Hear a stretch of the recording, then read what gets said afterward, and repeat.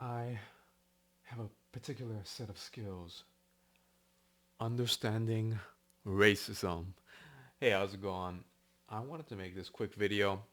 I've been wanting to do this since January and talking about the human psychology and how it's affecting our worldview today, especially when it comes to racism.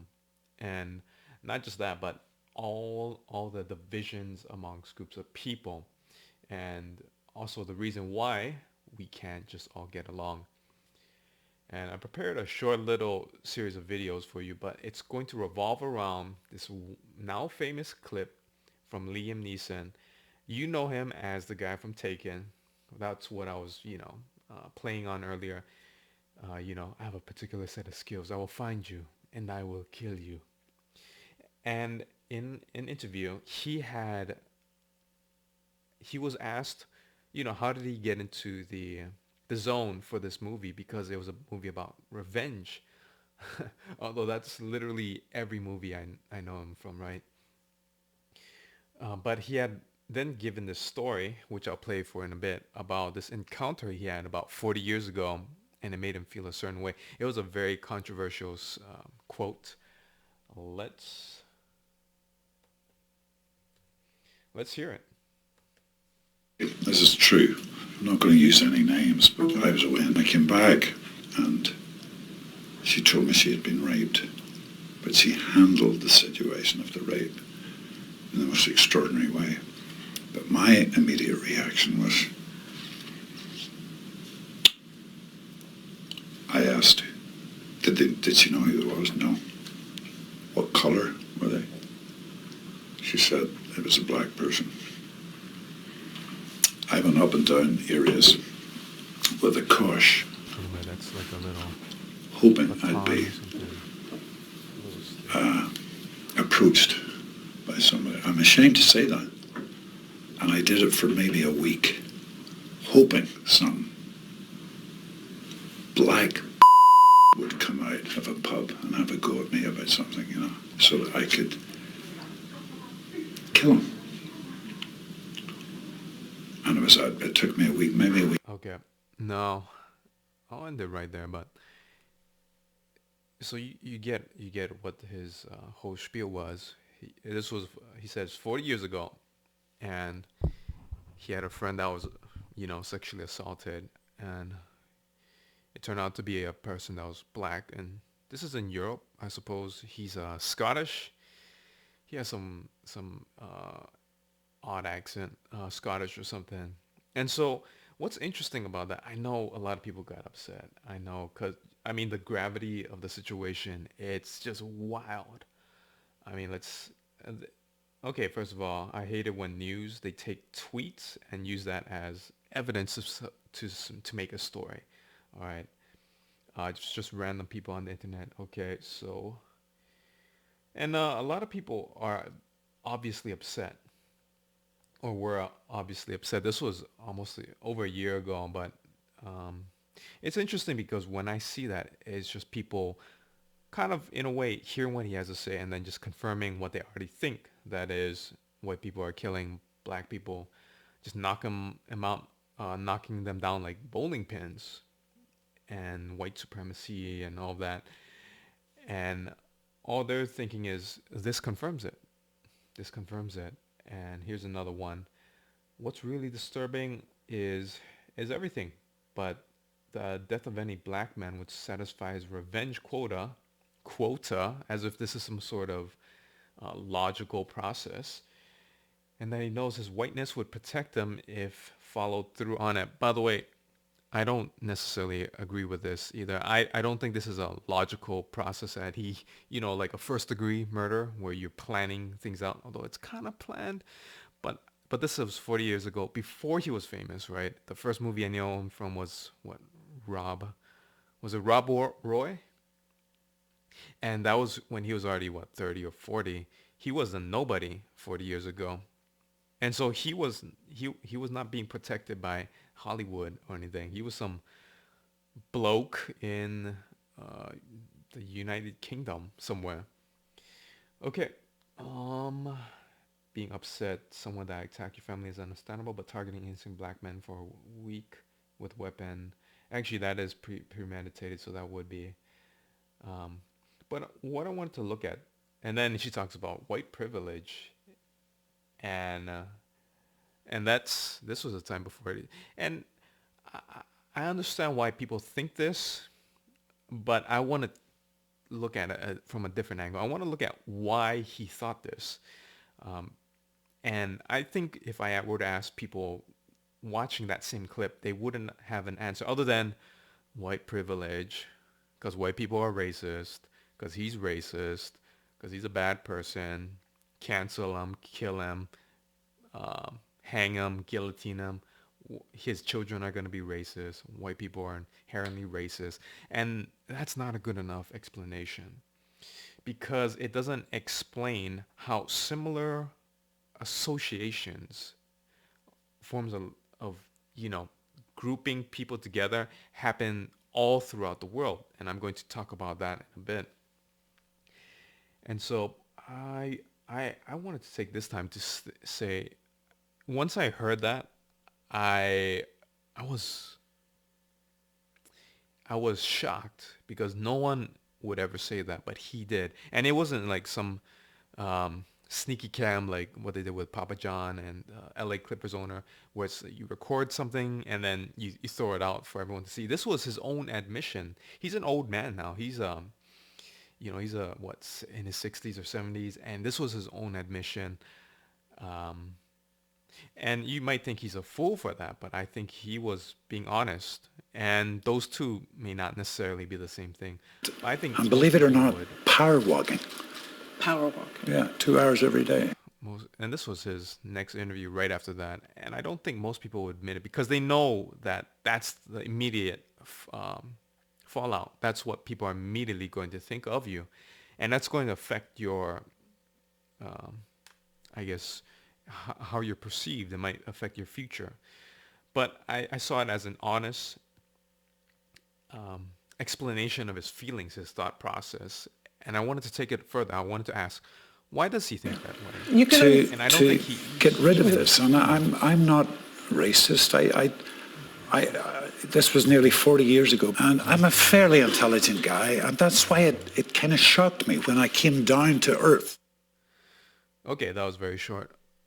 So okay, so he says not racist, fairly intelligent guy, and that's fine. I think actually, when it comes to racism, a lot of times we think it's some kind of explicit, go back to your country or something. But I think it can manifest itself in many ways.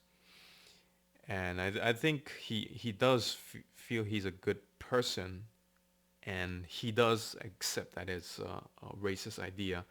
And then the question becomes, are those two completely opposites? And then where does this racism come from? Is it inherent? Is it only inherent to white people? I've already heard black people can't be racist because it's a systemic issue. So I don't want to take it from a sociological standpoint. I want to take it from a psychological standpoint. And here's why. I notice patterns. And when I see patterns repeating themselves again and again, I no longer think about it from the social standpoint. I'm thinking from the human, worldwide, universal standpoint. And well, I'll talk about the study in a bit. But I want to get to my agenda here. Human tribal learning. We all fear and mistrust people that are not from our tribe. And we paint these folks, not in our tribe, the other, in a broad stroke and put negative stereotypes on them. Does that sound familiar at all? Does it? Well, let me show you some videos.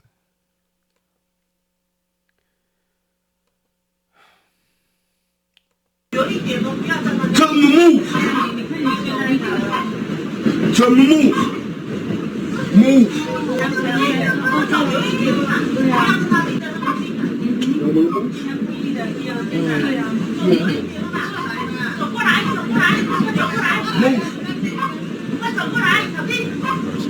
Mercy, mercy.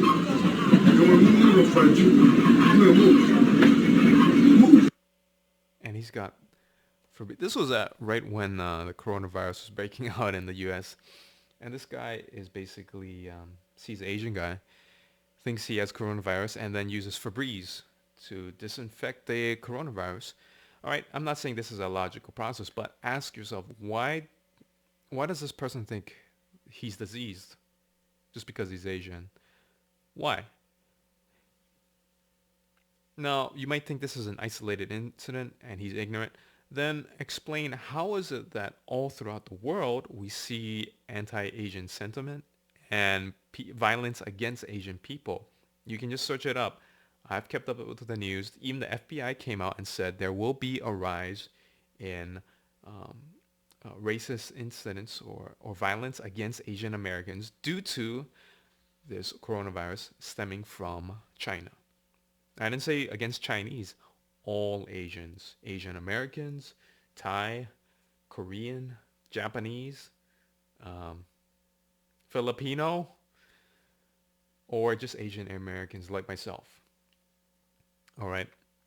By the way, thankfully, nothing much happened in Hawaii because it's a predominantly Asian state. All right. Moving on. Here's a winner.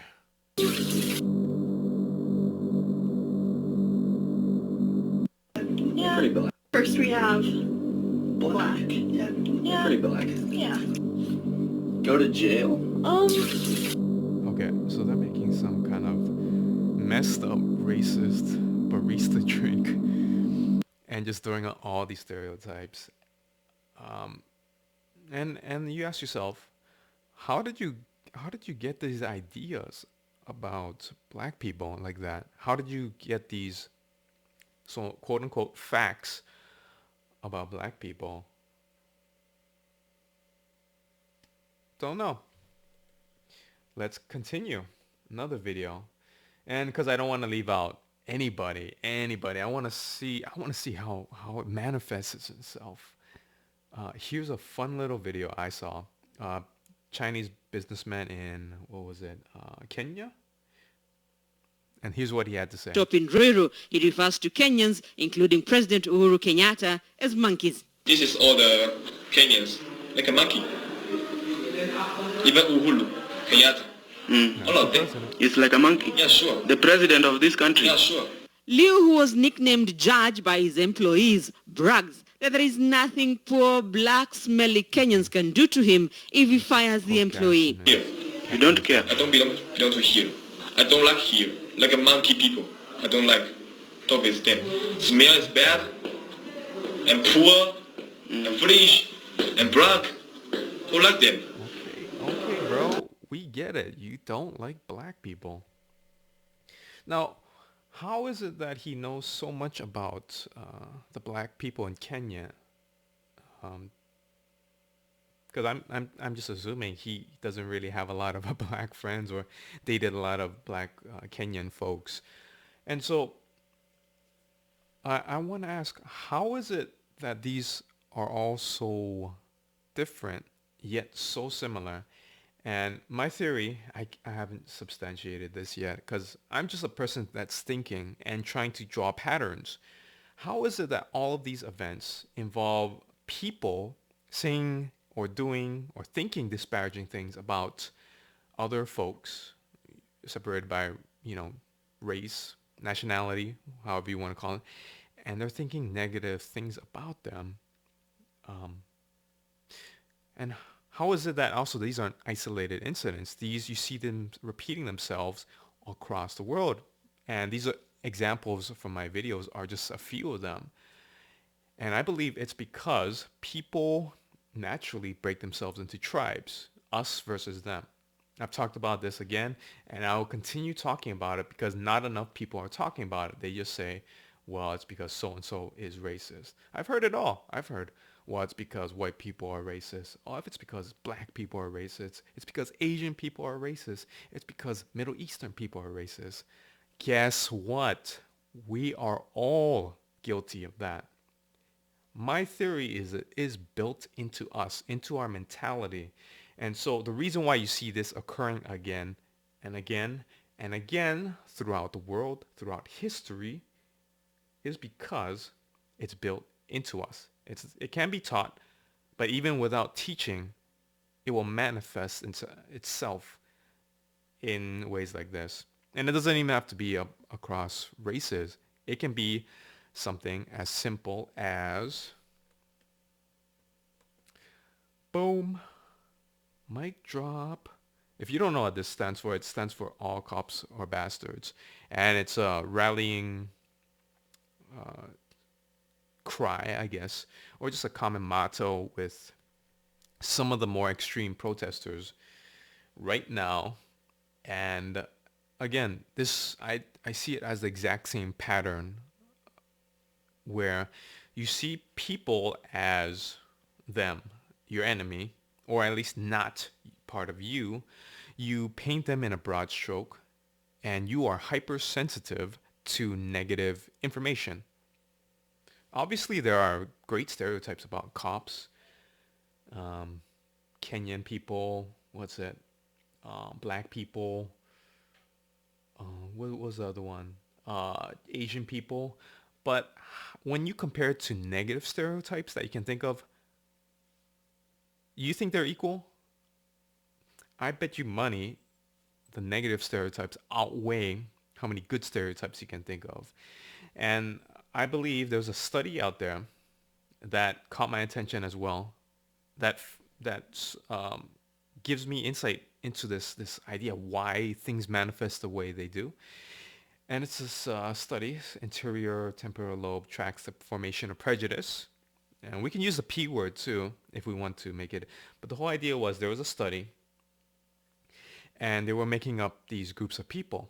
All right. They weren't using names of actual groups. They were just making them up. And then they put these scanners to people's brain to measure brain activity.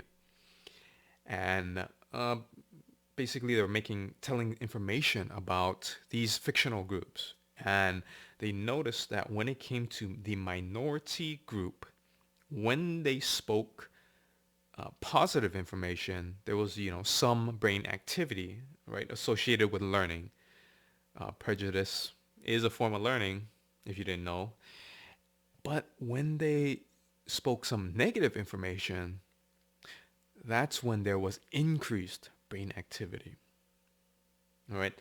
Now, there's more research that needs to be done with this idea, with this, because part of the scientific method is you need to be able to replicate the results across various studies to reduce the chance of bias or, variability or just other mess ups when you do the studies.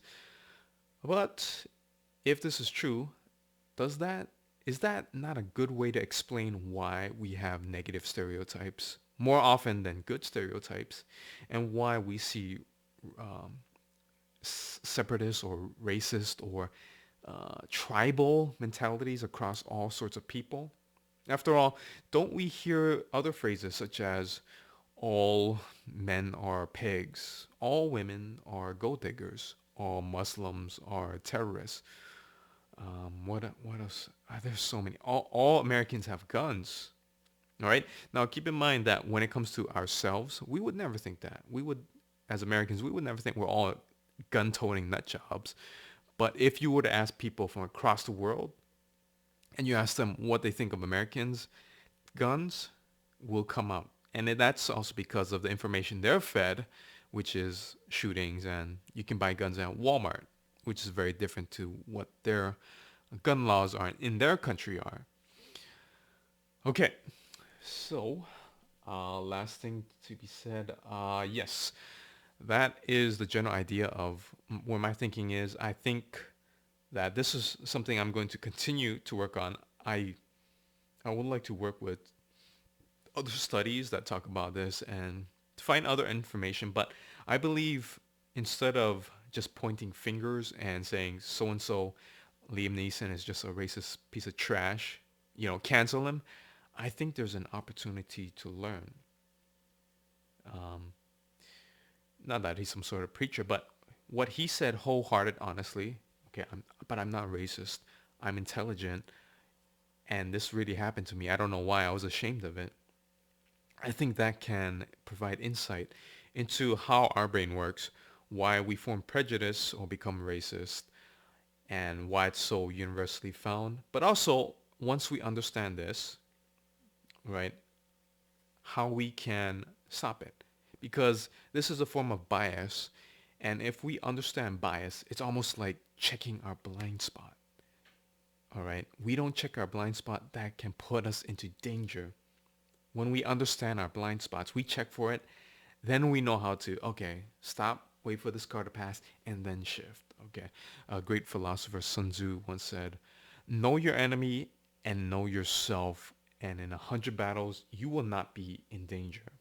And I think we all need to stop pointing fingers, stop saying down with Whitey or whatever, and we start reflecting on what if this is built into us rather than taught by society. What if even when we, no matter what progress we make, if the circumstances are right, this thing will rear its ugly head unless we learn how to conquer it by understanding it first. Okay, I think that's a project that's worth looking into. Anyway, that's all I got to say for today. Glad I got that off my chest. If you disagree, that's fine, but it's very important. I really want you to type something into the comments and tell me why you disagree and what alternative theory you have that would explain the world as it is today, not just in America, not just in your city, but all across the world, across all societies, across all income brackets, across all religions, why we see this again and again and again. Okay, take care.